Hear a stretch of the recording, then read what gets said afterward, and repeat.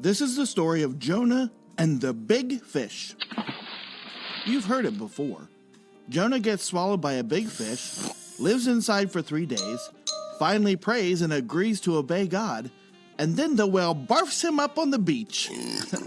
But hold on, let's back up and talk about what got Jonah inside that stinky fish in the first place.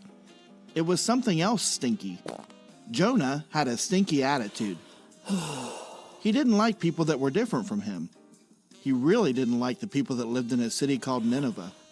They were enemies of Israel, and that's all that Jonah could think about. Now God knows everything, and he knew Jonah's feelings about the Ninevites.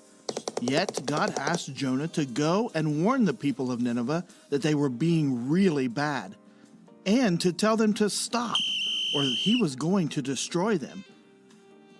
Weird. Why would God ask Jonah to do something he knew Jonah wouldn't want to do? The truth is, God cares more about our attitudes than he does about the situations we're in. God could have warned Nineveh any way he wanted. He could have written it in the sky or burned it into toast. But he chose for Jonah to do the job. He wanted to save the people of Nineveh and teach Jonah the importance of obeying with a good attitude. Now, Jonah did what any grouchy person with a bad attitude would do. God said, go to Nineveh, and Jonah went the other way, towards a city called Tarshish, running, hiding, and complaining. Jonah could have went to Nineveh, and this story would be over. Jonah's bad attitude made this story a lot longer than it should have been. Jonah ran away from Nineveh. He got on a boat headed for Tarshish. God sent a storm.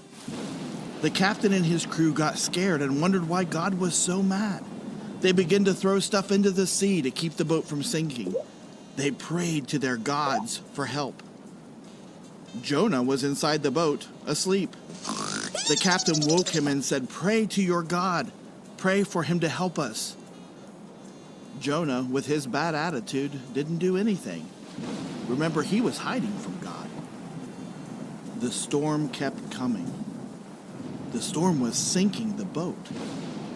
The crew asked Jonah why this was happening. He told them he was running from God. It was his fault the storm had come. He said, throw me overboard and the storm will stop. But the crew didn't want God to be even more mad if they hurt Jonah. So they tried really hard to row the boat back to shore. But the storms didn't stop. They were sinking. They finally threw Jonah overboard, and the storms stopped. That seems like the end for Jonah. His disobedient and stinky attitude finally caused him to drown. But no, God had other plans for Jonah. Yep, this is the fish part. Hello. The fish swallows him up. He lives inside for 3 days. He finally prays and asks God for help and agrees to obey. And God makes the fish puke him up on the beach. Yuck.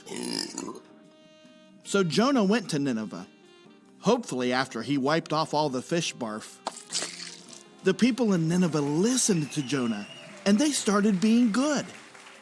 God decided to save the Ninevites. But what about Jonah? Did he live happily ever after? Was he happy because he saw that obeying God saved Nineveh? Nope.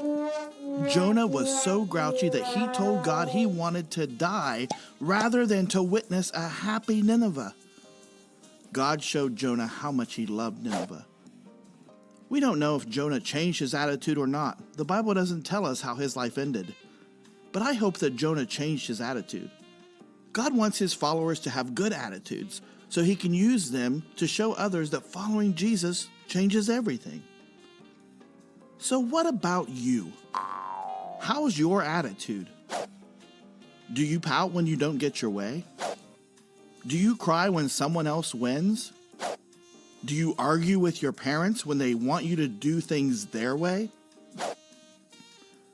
Do you complain about every little thing you don't like?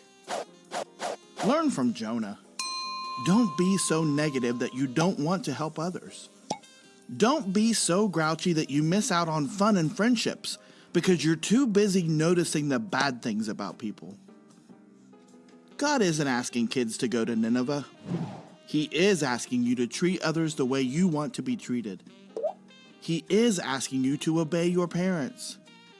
He is asking you to work hard at school, even if you don't like the subjects or your teachers.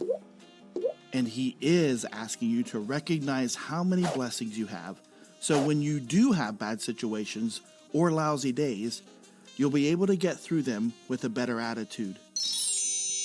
For followers of Jesus, having a good attitude is easier than you think. God promises that when you focus on him and rely on him, he'll give you all the joy and peace you need to get through the day. People around you will notice. They'll see Jesus in you and want to get to know him too. Here's some tips to take with you for having a better attitude. Take 1. Stop being negative and complaining about everything. Ask God to help you. Take 2. Remember your attitude matters to God. And take 3. If your attitude stinks, pray and work with God to change. Remember, God wants us all to have good attitudes. Have a good week and treat each other the way you want to be treated. See you next time.